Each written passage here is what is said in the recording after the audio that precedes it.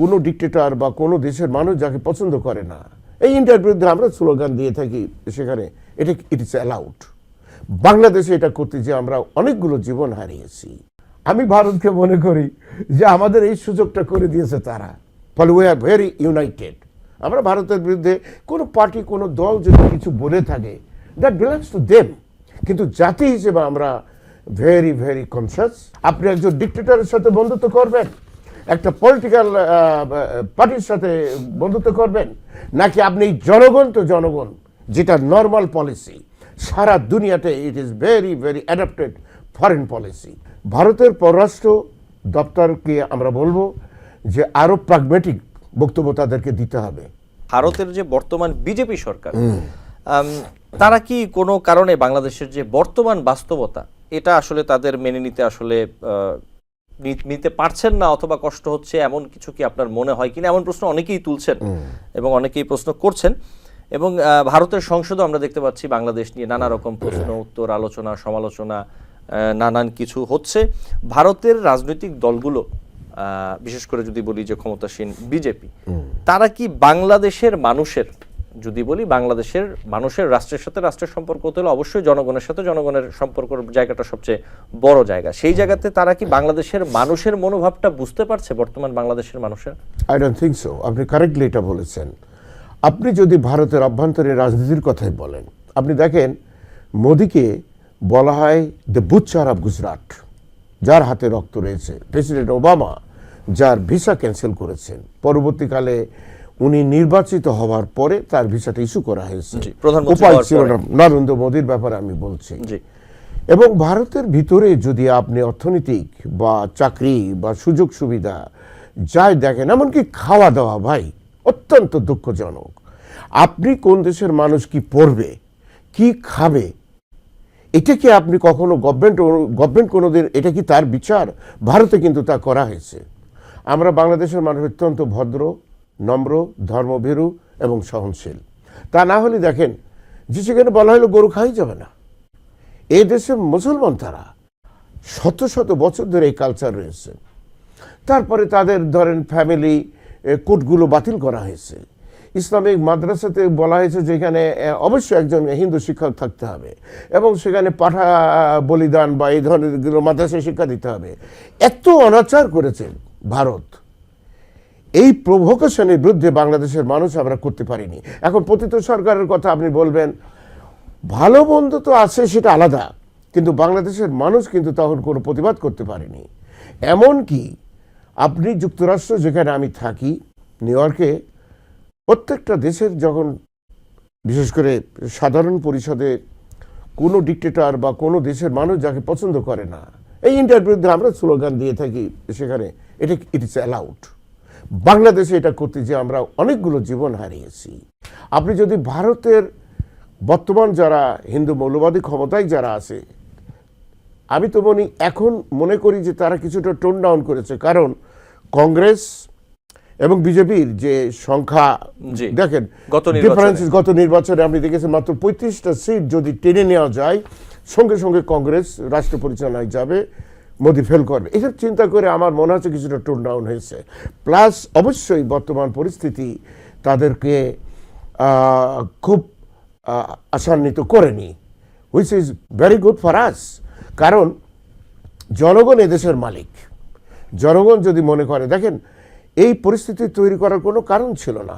দেখেন ইমরান শাহ যখন পতন হয়েছিল, রেজা শাহ পাহলে সে এসে আশ্রয় নিয়েছিল যুক্তরাষ্ট্র, দি মেইন বেকার। সে এক মাসও থাকতে পারেনি। যুক্তরাষ্ট্রের গভর্নমেন্ট তাকে ফেরত দেয় ইজিপ্টে এবং সেখানে সে মারা যায়। এই মৃত্যুর পিছনে বহু কারণ থাকতে পারে, কিন্তু ভারত তাকে রেখে দিয়েছে। এটা আপনি জানেন, গতকালকেও মিস্টার বিশ্বকে জিজ্ঞেস করা হয়েছে, ভারতের যে পররাষ্ট্র দপ্তরে তাকে জিজ্ঞেস করা হয়েছে যে তার স্ট্যাটাসটা কি। বাংলাদেশের পতিত সরকারের প্রধানমন্ত্রী যেটা, ইট ইজ এ শেম। কিন্তু ভারত কিন্তু ডিপ্লোম্যাটিকে এখন এটা ভুল করছে না, এবং আমি তাদেরকে এইসব ক্ষেত্রে কিছু অ্যাপ্রিসিয়েট করি যে তারা টোন ডাউন করেছে, ঠিক আগে যেমন করতো না, কারণ বাংলাদেশের পরিস্থিতি different. On the other hand আপনি যদি যান, বাংলাদেশ ভারত আমাদের প্রতিবেশী দেশ, আমাদের একটা সম্পর্ক থাকার কথা এবং থাকা ভালো ছিল, কিন্তু পাকিস্তানের সাথে তার সম্পর্কটা নষ্ট করেছে ভারত। নেপালের সাথে করেছে, আপনি জানেন একদম ক্লিয়ারলি, নেপাল কিন্তু একটা হিন্দু রাষ্ট্র। সেখানে দেখেন তাদেরকে বহিষ্কার করে দিয়ে এমনকি চাইনাতে যে তারা আশ্রয় নিয়েছে। Same thing happen in the মালদ্বীপ। তারা ভারতের সাথে সম্পর্ক ছিল, এমনকি ভারতের আর্মি তারা নিয়ে গেছিল। এখন তো ঘাট ধরে তাদেরকে বের করে দেওয়া হয়েছে। বাকি ছিল Bangladesh. It is a foreign policy আপনার ডিজাস্টার ফর ইন্ডিয়া। তারা তো এতদিন দেখাইতো আমার তাদের বিশ্বমুখ খুব সহনশীল গণতন্ত্র। ভারতের মুসলমানদের সম্পর্কে নিউ ইয়র্ক টাইমসে প্রায় 15 বছর আগে একটা সার্ভে করেছিল। ইন্ডিয়ান একজন চিফ জাস্টিস ছিলেন ভদ্রলোক।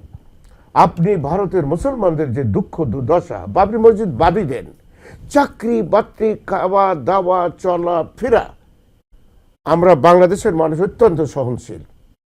আমরা কোনো ক্রমেই, আর ভাই হিন্দু তো আমাদের ভাই, আমাদের বোন, আমরাই তো তাদেরকে দেবো, তারা নাগরিক। আমরা বারবার বলেছি তারা ইকুয়াল সিটিজেন। আমি তো নিজেই কখনো সংখ্যালঘু বুঝি না।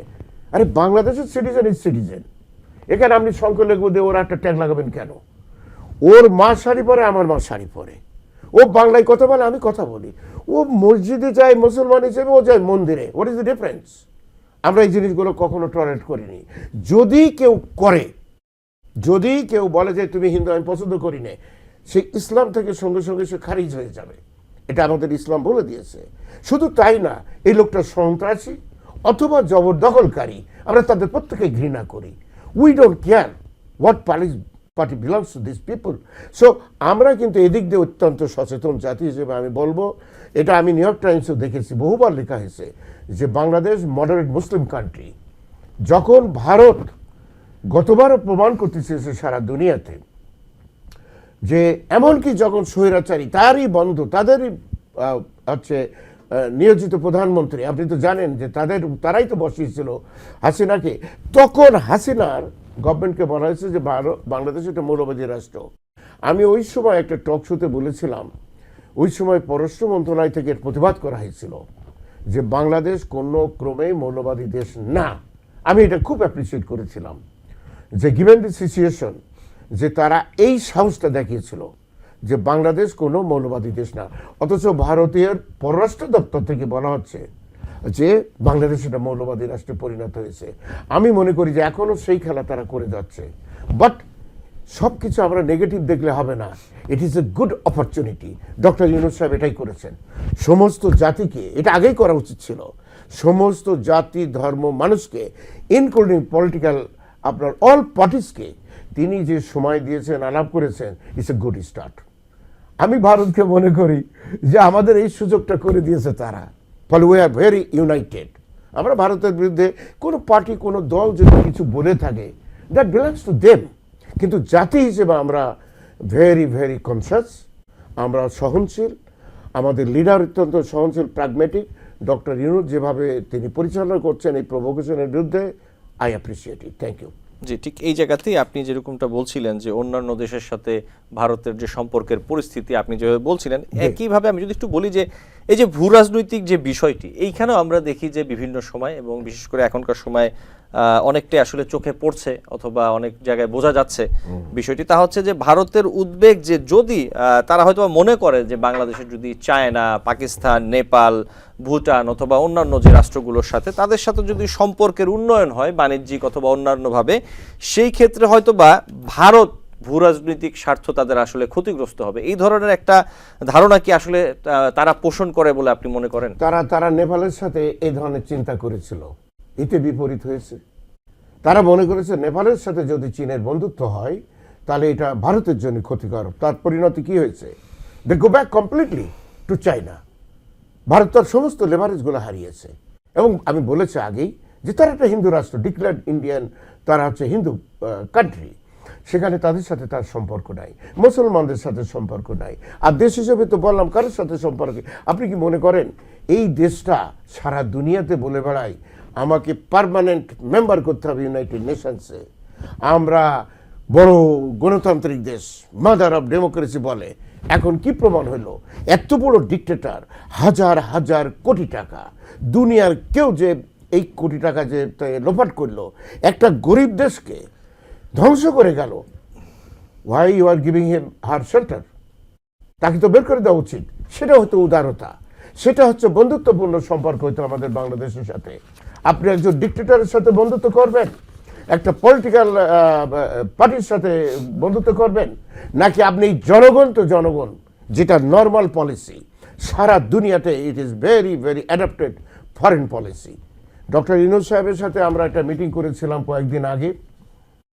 তিনি পরিষ্কার বললেন যে ভারতের ধারণা যে পতিত সরকারই একমাত্র তাদের বন্ধু, তিনি ক্লিয়ার বলেছেন।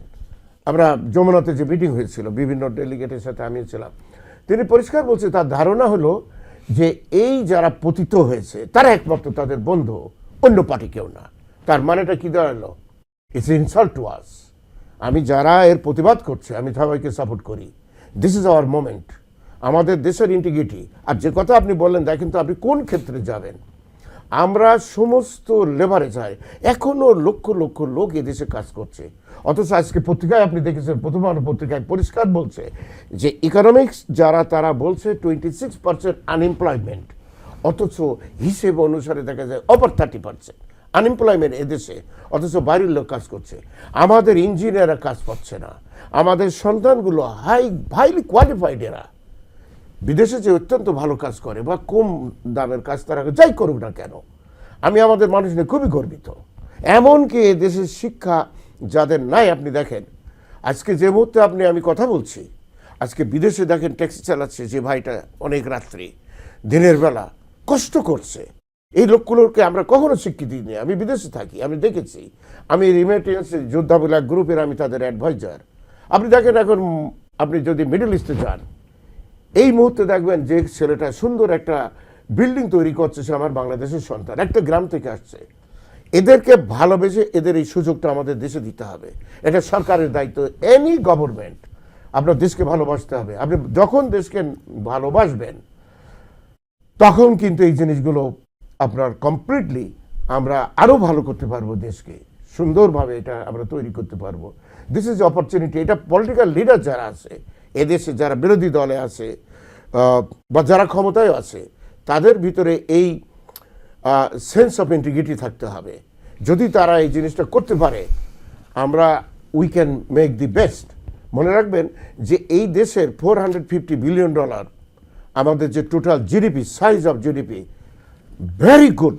আমরা এটাকে ইজিলি $500 ট্রিলিয়নে নিয়ে যেতে পারি। বাট আমাদের জনগণ এবং সরকার এই সিম্পল একটা ফ্রেন্ডশিপ ইন্টিগ্রিটি পার্টনারশিপ গঠন করতে হবে এবং চুরি বন্ধ করতে হবে, যারা কোনো পাচার আপনি করতে পারবেন না। এইটা যদি স্ট্রংলি আমরা ইম্পোজ করতে পারি, our country is our province land, this is the best land on earth, I have no doubt about it. Thank you. জি, এবং যেমনটা আলোচনায় আপনিও বলছিলেন, আমি একটু ওই জায়গাতে আসি যে ভারতের পররাষ্ট্র সচিব বিক্রম মিশ্রি, তিনি গত সোমবার ঢাকা সফর করেন। প্রধান উপদেষ্টা সহ পররাষ্ট্র মন্ত্রণালয়ের যে দায়িত্বশীল ব্যক্তি আছে তাদের সাথে বৈঠক করেছেন, আপনি অবশ্যই জানেন, আপনিও বলছিলেন। এবং সফর শেষে বিক্রম মিশ্রি ভারতের পররাষ্ট্র বিষয়ক সংসদীয় স্থায়ী কমিটিতে ব্রিফ করেছেন। সেখানে মিশ্রি বলেছেন, বাংলাদেশের অন্তর্বর্তী সরকারকে নিয়ে ক্ষমতাচ্যুত প্রধানমন্ত্রী শেখ হাসিনার সমালোচনা ভারত অনুমোদন করে না। এবং সাথে যদি আমি আরেকটু বলি, শেখ হাসিনা তার মন্তব্যের জন্য ব্যক্তিগত যোগাযোগ ডিভাইস ব্যবহার করছেন। ভারত সরকার তাকে, অর্থাৎ সাবেক প্রধানমন্ত্রী শেখ হাসিনাকে এমন কোনো প্ল্যাটফর্ম বা সুযোগ সুবিধা দেয়নি, তিনি স্পষ্ট করেছেন। এবং বলছেন যে যা দিয়ে তিনি ভারতের মাটিতে বসে রাজনৈতিক কর্মকাণ্ড চালিয়ে যেতে পারেন, এটি তৃতীয় কোনো দেশের অভ্যন্তরীণ বিষয়ে ভারতের হস্তক্ষেপ না করার ঐতিহ্যগত রীতির অংশ। যে এই বিষয়ে যদি আপনি কিছু বলতে চান তার বক্তব্যের ব্যাপারে। এটা দেখুন, আমি তো যুক্তরাষ্ট্র থেকে বহু টকশো করছি সারা দুনিয়াতে, অর্থনৈতিক বিশ্লেষণ বা রাজনৈতিক বিশ্লেষণ যুক্তরাষ্ট্র থেকে আমরা এটা করেছি। এই ফ্যাসিস্ট সরকারের বিরুদ্ধে এটা আমরা করেছি। আমি কিন্তু পলিটিক্যাল লিডার না, কোনো দেশের মাতব্বর না। অ্যাজ অ্যান ইকোনমিস্ট হিসেবে আমি এটা কথা বলেছি। হাসিনা তো কিছুই না, তিনি পতিত সরকারের প্রধান। ভারত যেটা বলেছে, আমি প্রথমে তাদের এই উপলব্ধির জন্য আমি একটু ধন্যবাদ দিতেই হবে। আমি মনে করি this is a positive note. কিন্তু যে লাস্ট লাইন যেটা বলছে যে তার ব্যক্তিগত বা এটা না, উনি ব্যক্তির ঊর্ধ্বে, কিন্তু উনি ব্যক্তিগত বলে কথা না। উনি যখনই বলেছেন বাংলাদেশের বিরুদ্ধে, তখনই মনে রাখতে হবে জনগণকে উস্কে তিনি দিচ্ছেন এই দেশ থেকে, এবং তার কথায় যদি কোনো অঘটন ঘটে দেশে, তার দায়িত্ব কে নেবে? সুতরাং ভারতের পররাষ্ট্র দপ্তরকে আমরা বলবো যে আরো প্রাগম্যাটিক বক্তব্য তাদেরকে দিতে হবে। যদি তারা কন্ট্রোল নাই করতে পারে এই নিয়ে সেই নিয়ে এটা শুনো না, তাহলে তারা তাকে ওখান থেকে বের করে দিক। নিউ ইয়র্ক থেকে সম্প্রচারিত TVN 24 টেলিভিশন বিশ্বজুড়ে বাঙালির কণ্ঠস্বর।